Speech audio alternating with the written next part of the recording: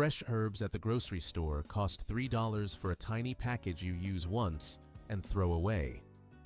You buy basil for one recipe, forget about it in the fridge, and watch it turn to slime a week later. Then you buy it again next month.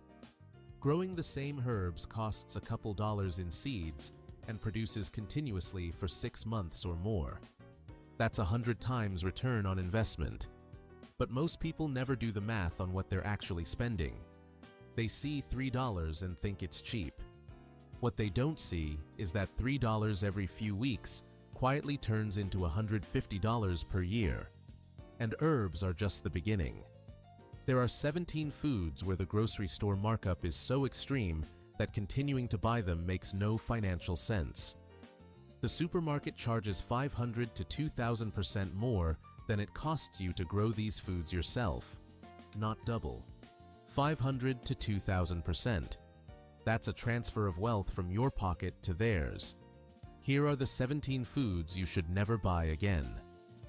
Fresh herbs like basil, cilantro, parsley, and mint cost about $3 per package. If you cook regularly, that adds up to $150 a year. A $3 seed packet produces more herbs than most families can use. Plant them in small pots on a windowsill. Harvest what you need, and they keep growing. Next is lettuce and salad greens. Organic lettuce costs $4 to $5 per container. If you eat salad twice a week, you're spending over $200 a year. A $5 seed packet produces continuous harvests for months if you replant every couple weeks. You harvest the outer leaves while the center keeps producing. You never buy lettuce again. Green onions might be the most ridiculous markup in the entire store. They cost about $1 per bunch. But you don't need seeds. Buy one bunch once. Use the green tops. Put the white roots in a glass of water. They regrow in less than a week. Plant them in soil and they produce indefinitely. The cost after your first purchase is $0. Those 3 foods alone save you $400 to $500 per year. From plants that fit on a windowsill.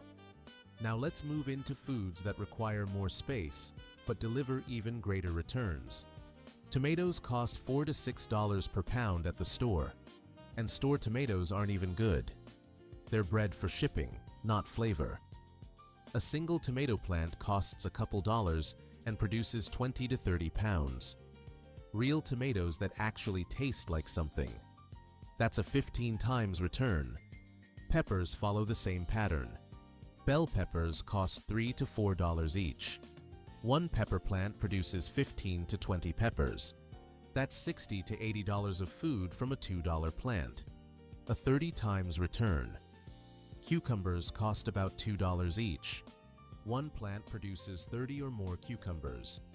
They climb vertically, so they don't take much ground space. A 20 times return. Zucchini is so productive it's almost a problem. One plant produces 40 pounds or more. That's $80 worth from a plant that costs less than $1. Kale might be one of the best deals. Organic kale costs $5 to $6 per bunch. One plant produces for 8 to 10 months and survives frost. You can harvest it all winter when almost nothing else is growing. A few plants replace store-bought greens year-round. And this is where something important happens. You're no longer talking about a few plants saving a little money. You've quietly removed entire categories from your grocery list. Greens disappear first. Herbs disappear completely. Then the produce aisle starts shrinking every week. Not because you're forcing yourself to grow food, but because growing it is genuinely easier than buying it. When food is already outside your door, the decision becomes automatic. You don't check prices. You don't wait for sales. You just walk outside and harvest what you need. This is where most people underestimate the real impact. The savings come from consistency, not volume. Replacing one item doesn't change much. Replacing 5 items changes habits. Replacing 10 items changes behavior permanently. Once behavior changes, the savings compound automatically. You're not trying to save money anymore. You're just living differently. Now the prices get truly absurd. Garlic costs $8 to $10 per pound. Most families use several pounds a year. Plant seed garlic once in fall. Harvest in summer. Save the biggest cloves and replant. After the first year, garlic becomes essentially free forever. Potatoes cost $3 to $4 per pound. Most families eat over 100 pounds per year. That's $400 or more. $15 in seed potatoes produces that entire amount, a 30 times return. Strawberries cost $6 to $8 per pound. They're expensive and spoil within days. Strawberry plants cost about $30. They produce fruit the first year. Then, they spread and multiply on their own. By year 3, a small patch replaces store-bought strawberries completely. Fresh peas cost $5 to $6 per pound. A few dollars in seed produces weeks of harvest. Arugula costs $5 for a tiny container that wilts in 2 days. Seeds cost almost nothing and regrow continuously. Then there are foods most people don't realize they can grow. Asparagus costs $8 to $12 per pound. Plant asparagus crowns once and they produce for 20 years. After 2 years, you harvest 30 to 40 pounds per year.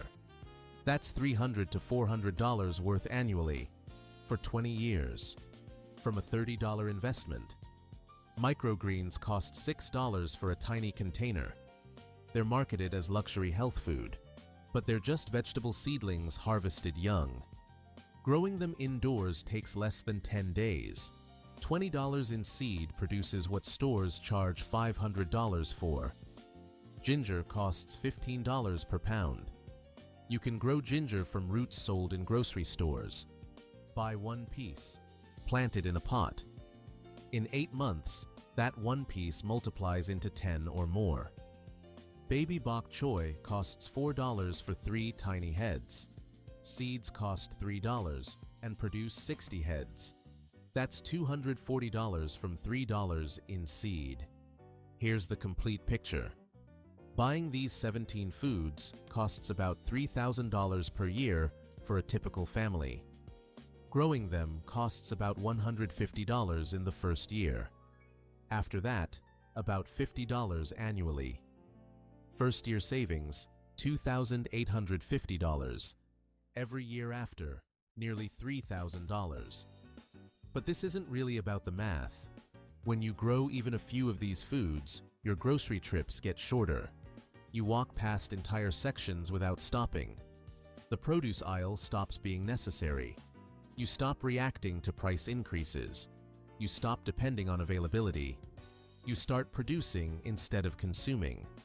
And once that shift happens, something fundamental changes.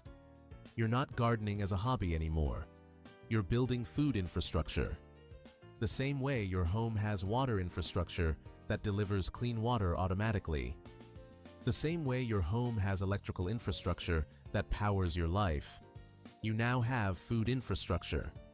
A system that produces food continuously without depending on external supply chains or price fluctuations. And once you build food infrastructure, you never go back. Because the difference between buying food and growing food isn't effort, it's control. If you want to actually start, there's a simple planting guide for all 17 foods linked in the description. Stop buying these 17 foods. Start growing them instead.